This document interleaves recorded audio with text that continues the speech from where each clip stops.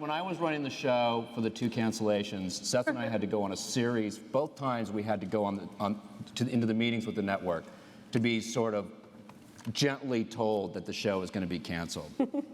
And there was one with a network executive that I will not name, network executive, who said, the first time said, Seth, when you have a baby that wants to kill its mother, and we were like, yeah, it's funny, what? It's like, that's not going to work on TV. We had to go to those kind of meetings. We had to go to those kind of meetings twice. This guy also had the crystal ball thing. Because we said, is there any way it could come back? Is there any way? Well, if I had a crystal ball, his was not working because he did not think it was going to come back. That was the same fellow who said when we finished the pilot, he said, all right, I guess I want that Kool-Aid gag gone. I think it breaks up the dramatic moment that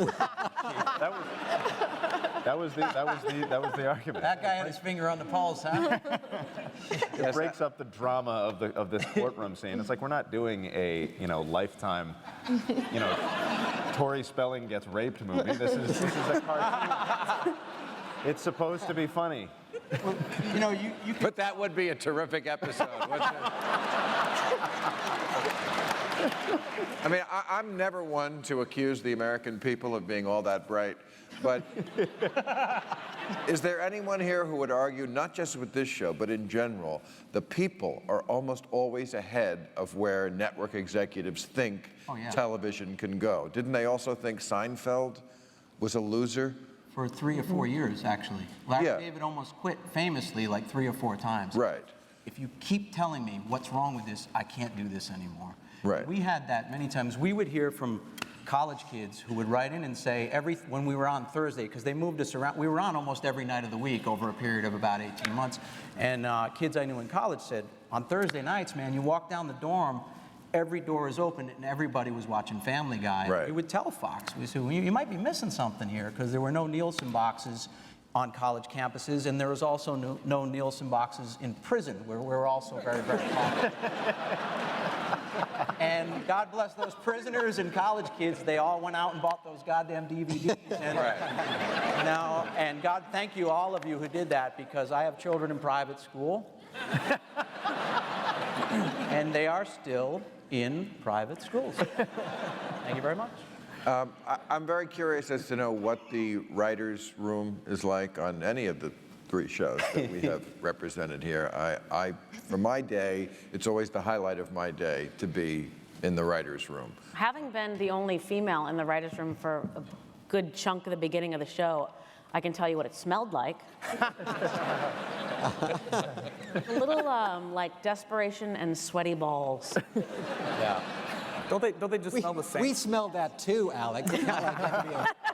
I'm right here. I'm sorry. Right here. I've often said the first Family Guy writer's room was like a bar fight, only the punches were jokes. Everybody's just joking Except the when shit. you broke the ping pong table. Well, yeah, that's a different story altogether. But it was like wonderfully competitive. People like Mike Barker and Mark Barker. How are you, pal? Trying to get you to talk about it. It's very casual. There's a kind of a deliberately casual, it's like these. You mean they're not wearing ties like in the 40s with hats? No. It's a completely free, open look. They tell me to fuck off all the time when they think I'm wrong about something. It's a completely open.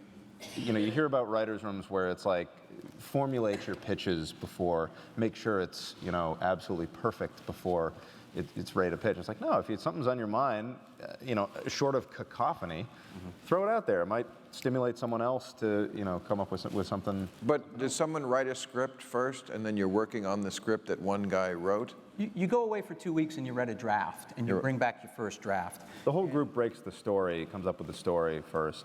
Yeah, we and break lays the it out stories together. And then when the most fun, if you got the right bunch of guys, the most rewarding part is what's called tabling, where you turn pages. Anybody got a better joke for this? Could Stewie say something funnier here?